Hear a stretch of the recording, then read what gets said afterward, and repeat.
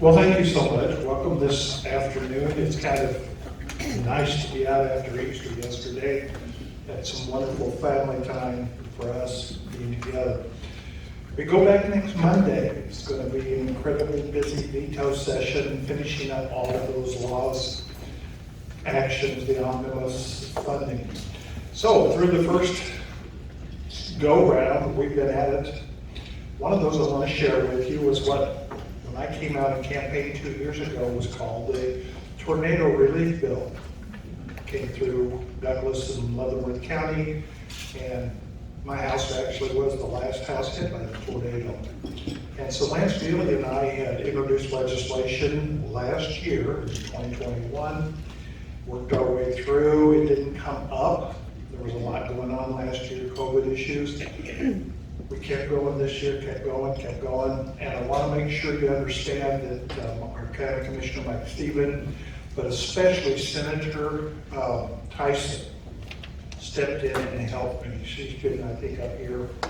She helped carry it through the Senate, and she put it on board with another bill that dealt with disaster. And so eventually, as it comes out of committee, it is now entitled Disaster Relief Bill. And so our county commissioners will be eligible to abate property tax on outbuildings that were destroyed in a disaster.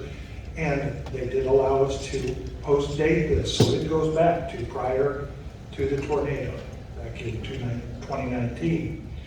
I understand maybe the commissioner let me know, I believe the county commissioners is getting a mailer ready to go out to those people, because there'll be some paperwork that has to be done, but we're going to be able to help get that tax relief. And I'm very pleased. I want you to know Pat Proctor and Representative French both were in there fighting for this for 2 years. This was a team effort, and it felt good when it finally came through. Again, I guess somebody had told us that we would never be able to pass the bill in our first couple of years, and I didn't really understand that, and so that one passed. I'm very pleased on that. Another one that was a group submission, meaning I think we had 40-some co-sponsors on a very simple bill to allow 15-year-olds with a restricted driver's license who are currently entitled to drive to and from school, to and from work, to also drive to and from church. Pretty simple. At least I thought so. You guys think so? I mean, well, you know, if they can drive to school, whatever, let's let them go to church. So, came time for testimony, and for me personally, my 14-year-old grandson came up.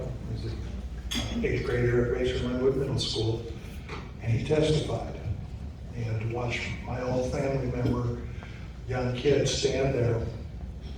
And I know the last thing he said was, faith, family, then football. That's what my coach says. And I'd just like to be able to drive to and from church. And so to see my own grandkid testify to his faith was just awesome. I will share with you his father, who is away in the military at Fort Knox area, got to watch his son on TV. We talked afterward. And all set for it to go, pretty simple, Pat, except the day that it came to come up on the floor, the Democrats decided that they needed to amend the bill to include the fact that if you want to declare X as your sex on your driver's license, instead of being a male or a female, you could do so. And I wasn't aware of how much controversy was going to come up with that. And of course, the special interest LGBTQR, the group, and they spent a lengthy time period trying to get an amendment onto this simple let them drive to church bill. We won't let you have that if you don't let us have this. And it finally was fought back. Question of germaneness, but then in response, the Democrats voted against it, most of it. Now it passed, it did pass, and eventually went to the Senate Conference Committee and passed out under a different substitute bill number. So any of you who have to drive with your grandkid here in the future, or your own kid, it's going to become law, and I'm very pleased. I was disappointed. I had specifically asked the Democrats, and I've worked with Democrats this year on good bills, would it be possible for my grandson to come up for the signing of the bill? That's a common practice procedure that's very historical, that if you are a co-sponsor or a proponent, they denied our request. She signed it without allowing any Republicans to be there. And I just explained to my grandson, I said, sometimes you see people that value their ideas over others aren't willing to share. So the next time you hear our governor say she believes in bipartisanship, she needs to go see Grandpa. Real quick, I need to move on to education. I was on the House Education Committee bill. That was very interesting, very productive. We worked hard on many different issues. The committee chair is Christy Williams, and I will tell you she is sharp on her numbers, her facts, her figures. And there were some times I watched her debate a couple of the ranking minority Democrats on our committee, specifically a school board member from Kansas City, Kansas, who could be kind of our nemesis, and went at it tooth and nail. And some of those issues included the Parents' Bill of Rights. And that has been an issue here in Leavenworth, and I know Representative Proctor, and we've all discussed some of those issues. What was originally presented, we worked through it. There were some reasons to take some things off. Eventually, what was passed was a very simple and realistic Bill of Rights. In fact, most schools, not all, but many schools already follow those guidelines. So it's not an issue. But our governor chose, because we did not have an overwhelming majority on our votes, she has vetoed that. And I don't know whether or not we will return that. Any advice, old wise sage? I think Pat's going to talk about it. Okay, I'll let him talk. Pat. Money-wise, we are going to properly fund under the Gannon rules. Our state will have plenty of money, both federal and state. They will receive the most amount of money that they have ever received, more than last year, for education. And so I hope that our community leaders and school boards will use it wisely. But to help prompt them, we are also looking to require that we can see some results. Now, if you were to watch basketball and see a losing team and a coach, the second or the third year, he's probably not going to be a coach anymore. So if a school district is totally failing us, and I will just mention one district to the east of us who receives just over $23,000 per pupil because of the special weightings for needs and assessments. I won't mention anything in Kansas. And excuse me. Huge sums of money, yet their test results aren't there.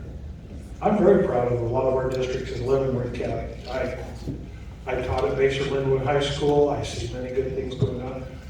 But if that was my basketball coach and he was losing every year, failing miserably, going 0-10, I'm pretty sure we'd replace him. Why won't we handle it and keep watching our school boards to see that they don't also do the same thing?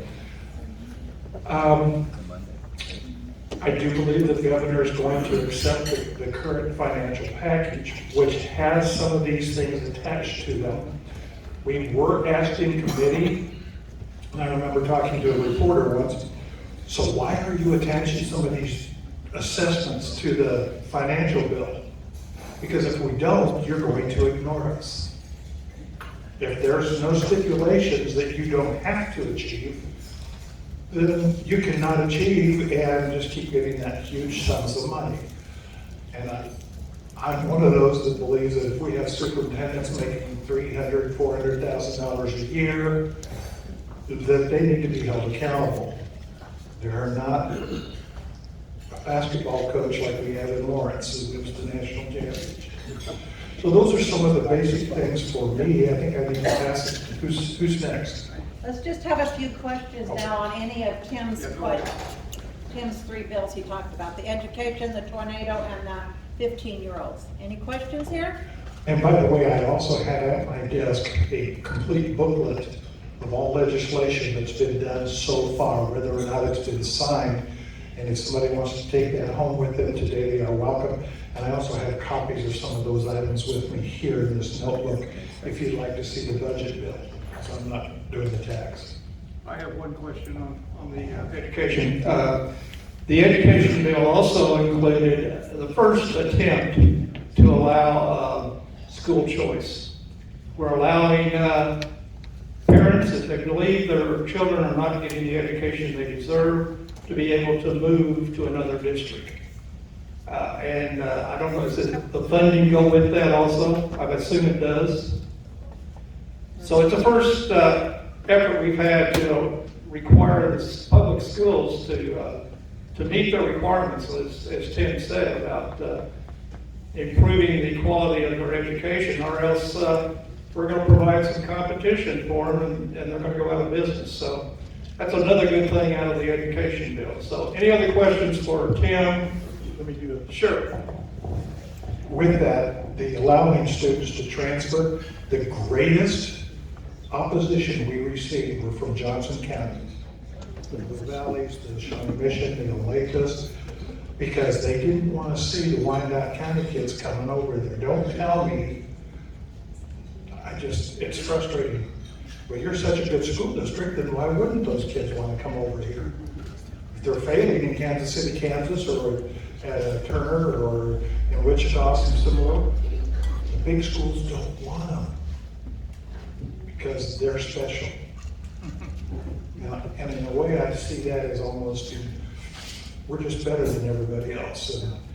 And if you haven't heard, I will be no longer representing Johnson County after the redistricting. I'll lose all of Johnson County, and I'm not really sorry. I'm really not. I'll be much happier here and over in Wyandotte County. Thank you, Tim. And that will lead into my discussions about what we did this year. As you all know, the one thing the legislature has to do every year, according to the Constitution, is provide a balanced budget. And we do that every year. We have to. This year is something else we have to do based upon our Constitution. Every 10 years, we have a census. And based on that census, the legislature has to redistrict the congressional districts, the state senate districts, the House districts, and the Board of Education districts. Big job. With the census coming in late because of COVID, it's been a real issue trying to get these things done before this year's elections, which start in 2 months. So the legislature this year did a very good job of getting those out. We got the congressional districts out early so that those could go and be ready for the congressional elections. Unfortunately, the governor vetoed the map that we had recommended we use for the new districts. It came back to the legislature and we overturned her veto. Said, no, we like the map we gave out and we wanted it to stay. Unfortunately, we have a couple of liberal organizations, ACLU and the League of Women Voters, who said, no, we don't like your map and we're going to sue you. And they put it back in court. It's in court. It's in Wyandotte Court. I believe that the case was last week. The district judge there will decide probably coming week, and then we expect it to go to the Supreme Court. So with the election looming in the very near future, we still don't have approved congressional districts. The other districts that we had to redistrict were the state senate, the House district, and the Board of Education districts. Those came out about 2 weeks ago, went to the governor, and she's approved those. And so it is now going to the Supreme Court to get the Supreme Court to give their stamp of approval on it. Those redistrictings affected all the ones here on the stage, plus our Senate districts, the Board of Education district. We're going to have brand new constituents coming year. We're losing some constituents. It's just the way it went. So we're all looking at redoing our walk list for campaigning this year because we got a lot of new people to go meet. And we got a lot of friends that we're not going to have in our district anymore. I think Tim, like he said, he lost a precinct in Johnson County, but he picked up a precinct in Wyandotte. So now he is the lone Republican representative in Wyandotte, which is great. Pat picked up a lot of area north up in the Kickapoo, up to Atchison area. I picked up a lot of area to the west of Lansing. And I think and actually Tim also picked up a little slice into the actual city of Leavenworth. So Leavenworth City right now has 3 representatives instead of just 2. The other big issue that I really supported was, I guess you all know about Wyandotte County. I'm not picking on Wyandotte, but they have their problems. Wyandotte decided they wanted to be a sanctuary city and take care of all of these illegal immigrants, make sure that the federal law enforcement could go in and pick them up with the help of the Wyandotte law enforcement. And they could issue them ID cards that they could use for voting. Oh yeah, municipal ID cards so they could identify themselves at the voter. Luckily for us, we turned that over. No, luckily for us, we have an attorney general that said, no, that's not the way we're going to do it in Kansas. He submitted a bill to do away with basically sanctuary cities. We passed it, and believe it or not, the governor actually signed the bill.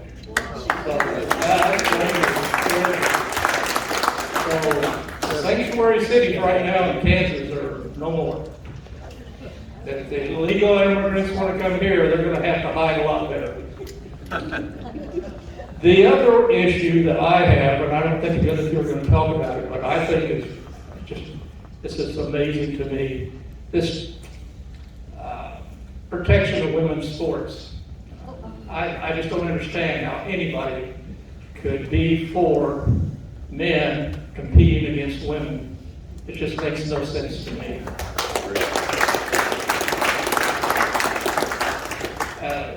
We passed the bill saying no in collegiate sports and high school sports. Males cannot compete with females. We did it last year too, and the governor vetoed it. Guess what? She vetoed it again. So now it's back on our plate next week as we go back to try to overturn it. And to be truthful with you, we don't have the votes. It barely passed out of the legislature this year. And it's sad that we cannot get with the program and overturn this stupid law, a stupid action by the liberals. So that's one we're going to really have to work on. I hope we can overturn it, but I have my doubts. It's probably not going to be overturned again this year. But that doesn't mean we're going to give up. No way. We're going to keep helping protect women's sports. It's just, we work too hard to allow women to be able to compete on a fair basis, an equal basis, and now we're going to lose it. So that's one thing that I am going to definitely keep working on. Are there any questions for me on any of those 3 things I talked about? Yes, ma'am. Maybe this isn't fair to Mr. French, but can you tell me generally how far west of Lansing your... I go all the way to Tonganoxie Road. Oh, you do? I do, yes. From Dempsey Road up to Eisenhower and over to, I can show you a map if you want to see it later on. But yes, if you live out in the county there, you're one of mine now. I'll be on up here. You know, we kind of had a negotiated settlement between us, but we're not the only state representatives in the state. And the big challenge is that Johnson County and Wyandotte County grew, and so they had to make room for a couple more legislative districts in there, and it pushed everybody up, out, and away from Johnson and Wyandotte. And so Tim loses a piece of Johnson. I'm now further north and have all of Fort Leavenworth and out into Kickapoo Township. Despite what the chair of the Leavenworth County Democrat Party says, I did not draw him out of my district. I want to keep that because it's also got the Zex and a lot of great people in it. But we all had to move north. And Yes. So it used to be violence was the cutoff between David and Pat. What No. is it now? so the line between my district and Representative French district, it starts at the river, goes down Spruce, turns left down 2nd Avenue, and then goes Ohio and Lecompton all the way out of town. And yeah, like another person that I lost in my district that I would have loved to have kept. It's a Republican precinct, and so the idea that I drew my opponents out is ridiculous. But yeah, so that line goes all the way out to Springdale Road, and then it follows Springdale Road all the way to 207th. And yeah, it creates a big burden for the county clerk's office, and I'm disappointed that it happened that way. We haven't seen a final Senate map, though. We were not able to pull one off, so we don't know whether. So Senate 5 used to be all of Leavenworth and Lansing, and then it jumped K7 and had Bonner Springs in it. It now stays mainly to the west of K7 and has Basehor in it. It still has a little bit of Wyandotte, but it lost a lot of Wyandotte. How many Senate districts are in Leavenworth County? Two. Okay. Senator Beverly Gossage now comes up into Leavenworth County. Yeah, and she's Senator Holland's drawn into her district, so I can't wait to see that race. So I had the largest land area in Johnson County of any representative district. I went all the way to Gardner Lake, just adjacent to New Century City, and that was a huge population growth. I would have gladly kept that area because I had 68% of the vote in that area of Johnson County, which is pretty much a guarantee. And so, Pick up Wyandotte. and I picked up one. Now, I joke about it, but I volunteered for a couple of the precincts. I used to live on Hollingsworth, just across the county line. I was on the school board at Piper for a few years, and I had a lot of friends over in the 2 precincts I picked up. And I think it's time for us to make an inroad into Wyandotte County. This is part of the statewide process. And I know we have some candidates looking into the Bonner Springs, Edwardsville community, state, and with Beverly Gossage moving in there. Next election, we could have 3 Republicans on their delegation, which with the new Republican sheriff over there, it's time to take our people over there and start. We have some very good Republican leaders over in Wyandotte County. I will be brief. Right. Hey. Sorry. Fundamental to our democracy, I mean, at the core of what makes America work is that we all have confidence in our elections, that every one of our votes counts, and that nobody's voting that isn't supposed to vote. And so I'm on the elections committee, and I want to take just a little bit of time to talk about what's been going on in elections last year and this year, because I think it's going to be very, very important as we come back into the veto session. Because there's a lot, we have yet to pass an elections bill in the House and Senate because of the negotiations that have been going on. So last year, we had a couple really good measures that came through both houses. We overrode vetoes, and then they got stricken down in court. Some of them got stricken down in court, some of them have been upheld. The ones that are still on the books, the ones that have so far been upheld, are some measures to take care of ballot harvesting. And it was on full display in 2020, right? You had out-of-state agencies that were mailing into the state ballot requests over and over and over again because they had, through computers and AI, found Democrat voters that never vote. And so they just kept peppering them until they requested a ballot. And then when all the ballots got mailed out, there'd be a volunteer on your doorstep. Hey, let's look in your mailbox. Hey, look at that. You need help filling that out? You want me to take it back to the county for you so you don't have to paper stamp? And they would take it and they would turn it in. And if you do that, I won in this district by about 450-ish votes, about 6%. You do that 450 times, you can flip an election here. And so there's, it's a pretty cheap way to influence elections from out of state. We passed some laws, some of them stuck, some of them were overturned in court. One of them that was overturned in court was out-of-state agencies could no longer mail ballot requests into our state. And that did not survive the court challenge. But what did survive the court challenge is that a person can only turn in 10 ballots that are not their own.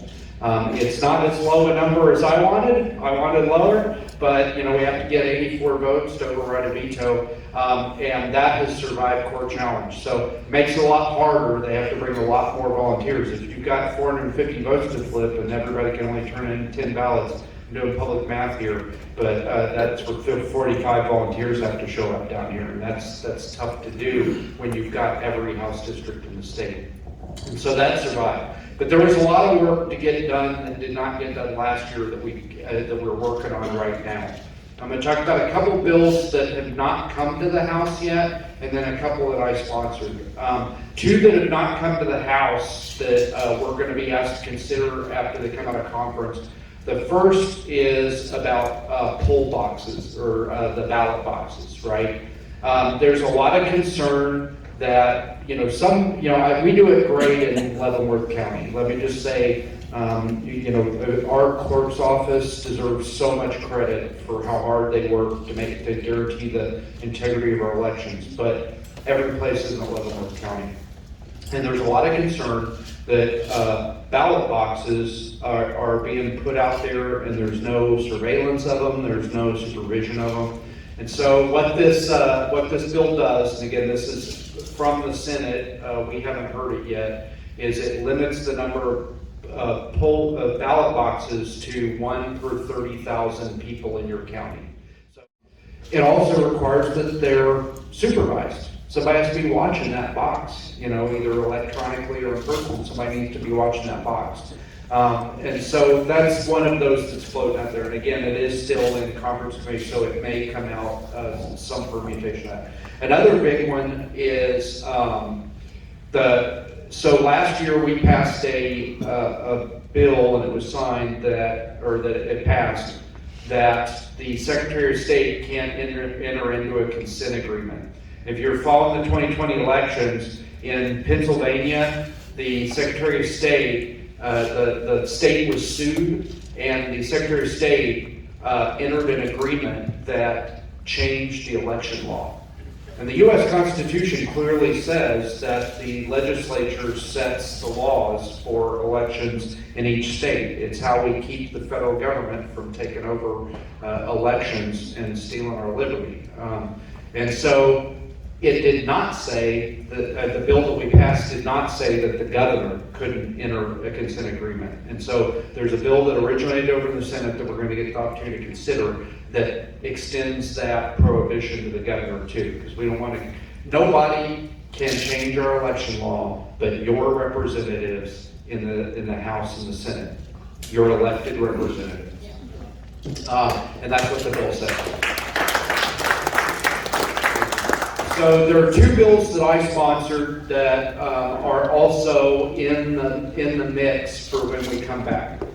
The first one, to me, seems obvious. And of course, the other side still wails and moans, but to me it seems self-evident and obvious, and actually they both do. But the first one is that election machines, whether they're ballot machines that you put your ballot into or ballot counting machines, any election machines that receive or count votes cannot be connected to the internet. Seems self-evident to me. Of course, there's still wailing and gnashing of teeth, and I'm sure the governor will veto it if we pass it, but that seems self-evident. Another thing are these electronic poll books that we all use, right? And they are secure, and we want to make it more secure. You show up at the polling place with your ID, the machine scans your ID, it scratches you off the poll book to say you voted, so you can't go someplace else and vote someplace else. And it has to be connected electronically so that all the other polling places know that you voted, so you don't go to every polling place in the county to vote. There is currently no regulation of those at all.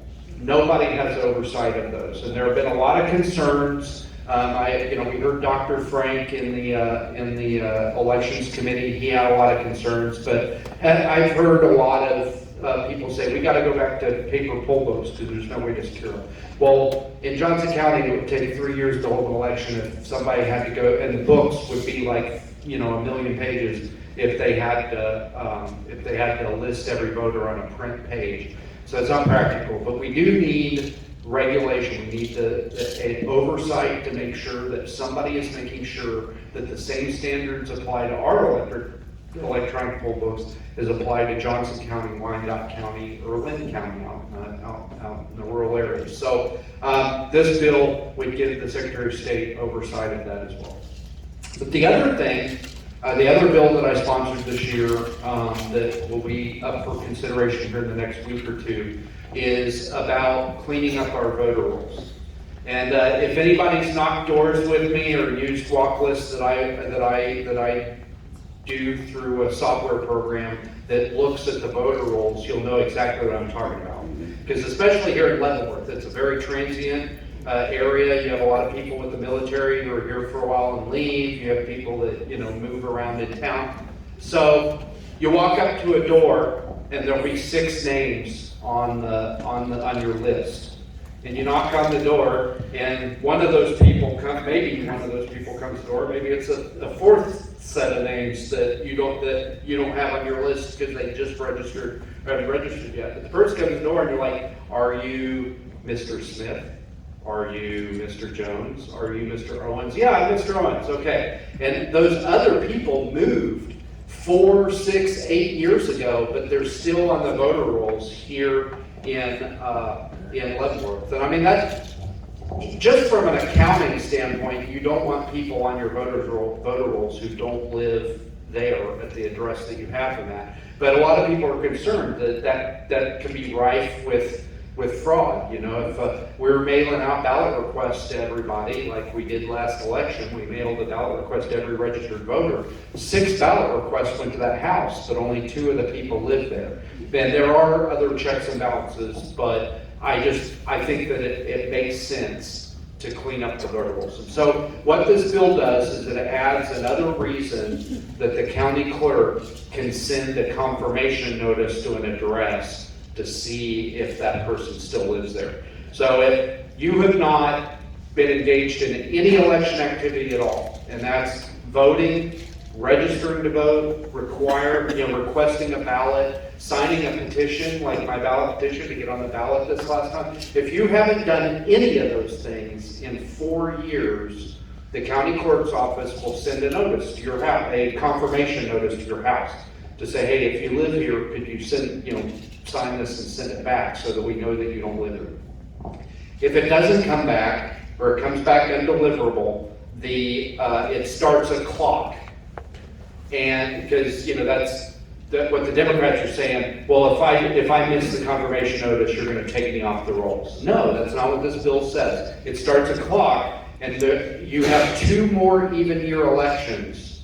And if the person that got that confirmation notice and didn't send it back doesn't do anything for another 2 elections, so we're talking 7 or 8 years to take somebody off the voter rolls. This is very conservative bill. I mean, I would like to do more. I would like I'd like the number of elections to be lower. I'd like the number of elections after the notice to be lower.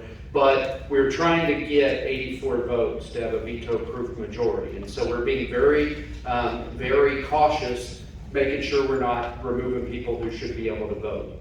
But if after 7 or 8 years in this confirmation notice, you haven't voted or done anything, registered to vote, asked for a ballot, in 7 or 8 years, the clerks can remove you from the rolls.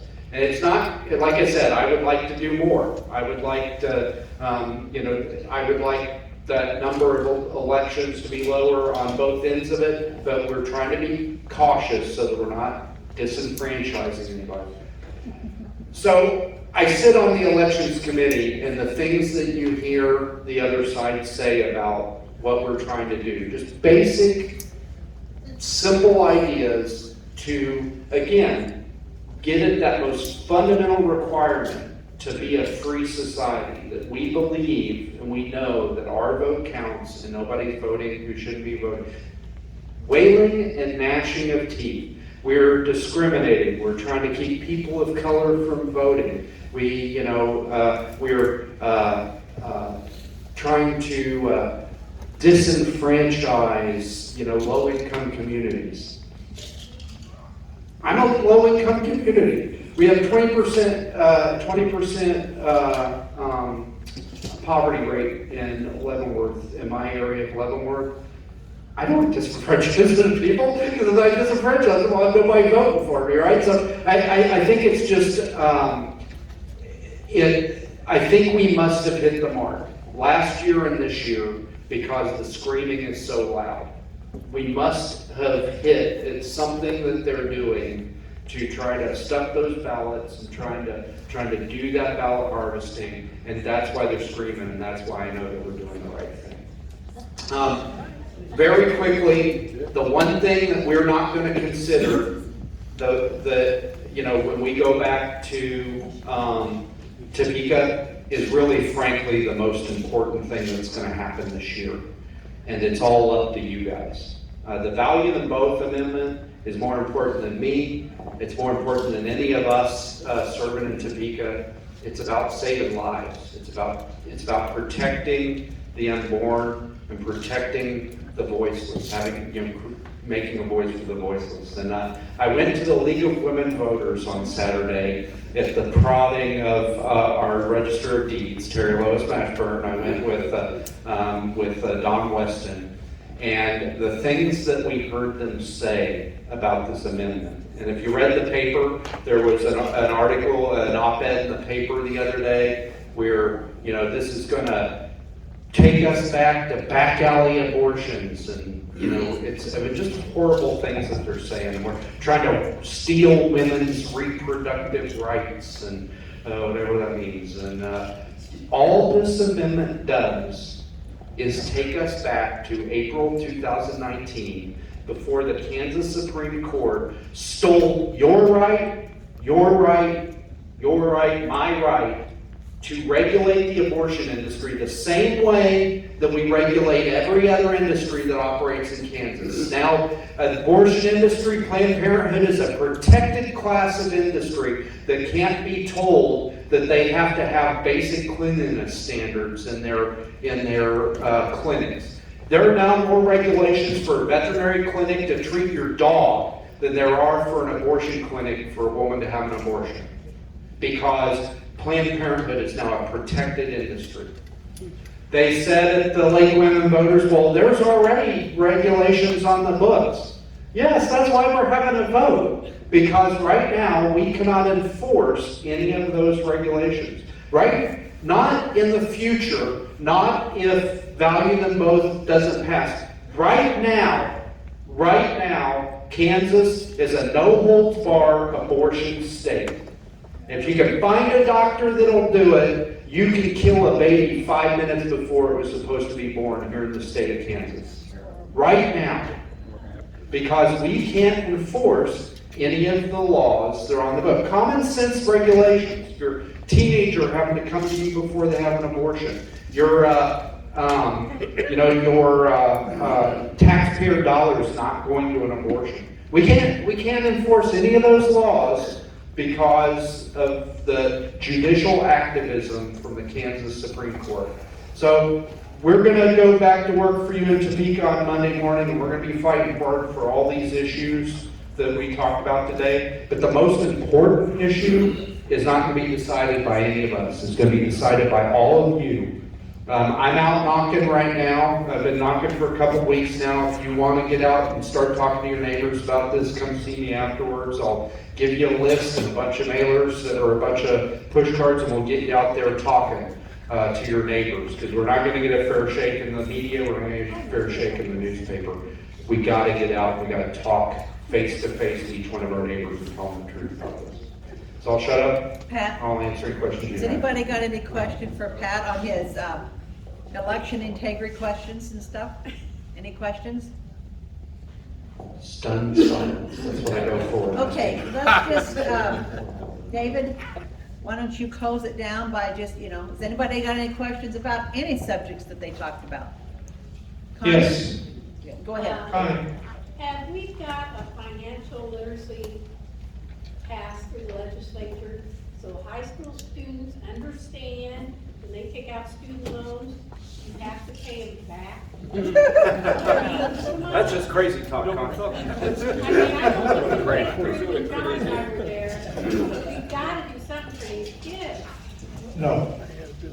Now, many districts do have those, and I know a couple of the teachers that do those, but not statewide, not at this time. We tried last year and it got knocked down, and it did not get brought back through this year. Okay, Randy?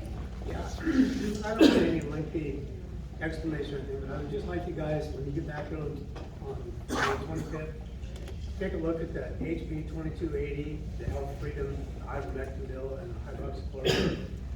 Protect that to be doctors and pharmacists can issue that. Get it forward.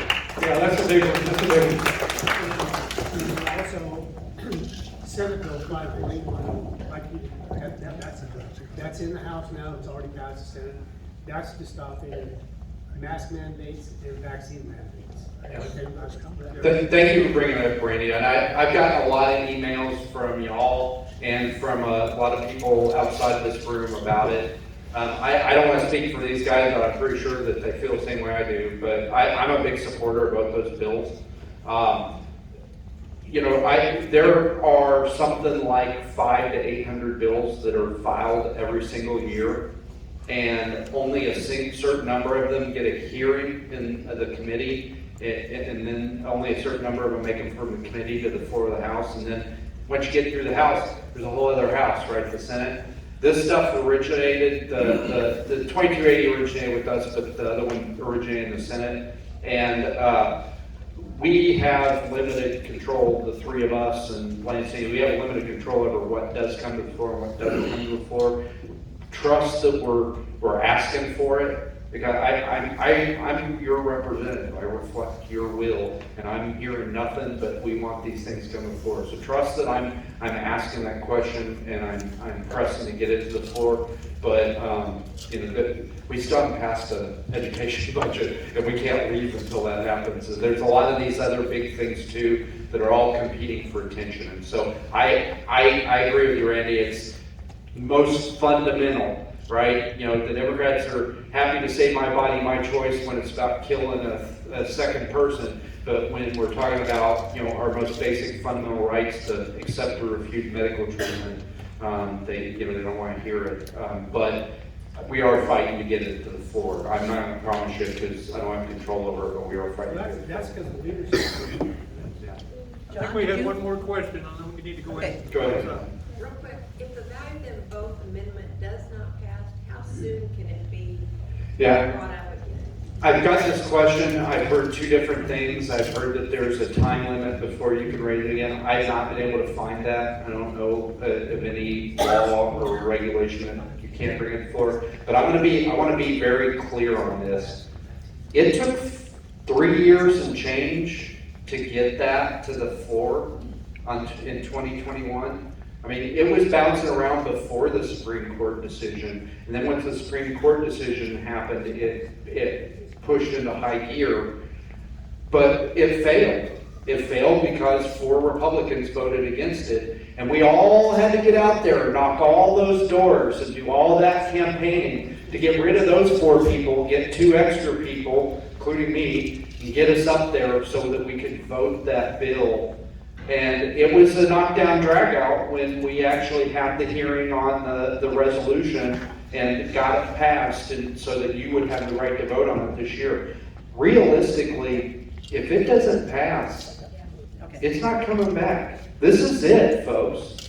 This is it. If we don't get 50% plus 1 human in Kansas to vote yes on the value of the both amendment, we are going to be the abortion capital of the United States. People are going to come from all over the country to have the most extreme abortions here in Kansas. So this is it. This is the battle. We don't get to lick our wounds and come back and do it again next year. If we don't pass this thing, it is very unlikely that we're ever going to get another shot at fixing this problem.